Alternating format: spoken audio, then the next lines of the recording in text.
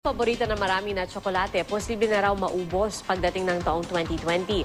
Yan po ay dahil sa patuloy na pagtaas ng demand sa kabila ng kakaunting supply. Pero ang Pilipinas, may potensyal daw na makinabang sa issue na ito ng cacao industry. Narito ang report. Kung natatakam ka na sa panonood mo pa lang nito, isa ka marahil sa napakaraming certified chocolate lovers. As in, araw-araw po talaga chocolate. Kumakain po talaga ako. Mahilig po talaga ako sa chocolate. Tamis eh. Gusto ko yung maalat eh. Mahilig din, minsan. Pero paano na lang kung ang hilig na marami, paubos na pala ang supply hindi lang sa Pilipinas, kundi sa buong mundo.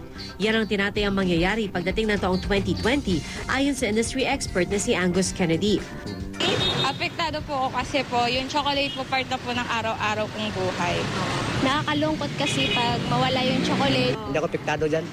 Hindi nga ako mahilig sa chocolate eh. Sa mga sa mga mahilig lang. Lungkot ka kapag ka nawala.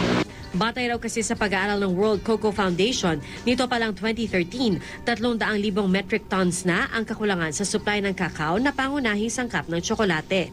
Taon-taon daw kasing tumataas ang demand para sa tsokolate, pero ang supply, hindi.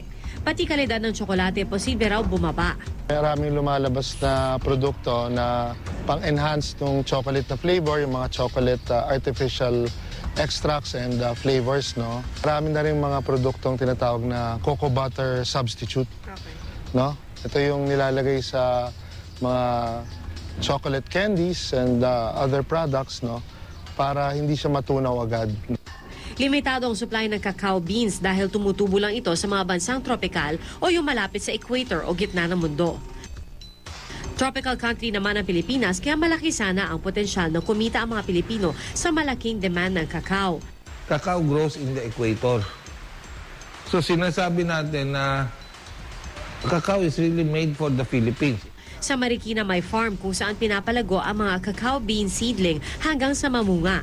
Ang mga na-harvest na cacao beans pinatutuyo muna at isinasa ilalim sa fermentation bago maglasa at mag-amoy tsokolate. Napakalaking opportunity. Hindi pa namumunga ating kakao ay may ready market na to. Pero ang kabalintunaan, tayo pa ang nag-aangkat ng kakao sa ibang bansa.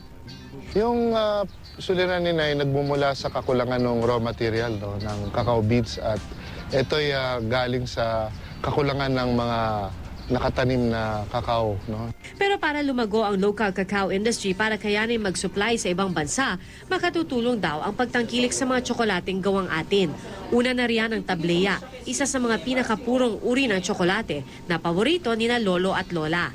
Nariyan din ang mga tsokolating tatak Pinoy gaya na lang ng mga artisan chocolates na likha ni Raul Matias.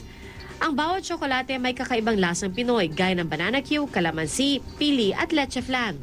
Kasi yung chocolates namin, it's like history, culture, literature, lahat pinagsama in one box. As they say, life is a box of chocolates. Parang ganun yun. Department of Treasury, ginamit nilang gifts. The Department of Tourism naman, kumukuha sila sa amin when they go abroad and promote our country. Kung matutulungan lang daw natin ang local chocolate industry, hindi raw dapat pangambahan ang nakaambang krisis ng tsokolate sa mundo. Posibleng Pilipinas pangaraw ang isa sa mga maging susi para hindi matuloy ang krisis. Ang kailangan lang, suporta sa mga gawang Pilipino.